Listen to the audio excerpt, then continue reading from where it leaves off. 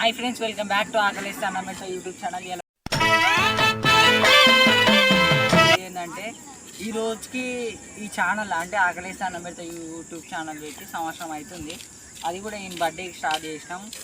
ఈయన బర్త్డే మళ్ళీ వచ్చింది, అంటే 2024లో ఈయన బర్త్డే వచ్చింది. మళ్ళీ ఆగస్టు 20కి మేము స్టార్ట్ చేసినాం. పోయిన సంవత్సరం 2023లో, ఇది 2024 మళ్ళీ ఈయన బర్త్డే వచ్చింది. ముందుగా నారాజ్ హ్యాపీ బర్త్డే.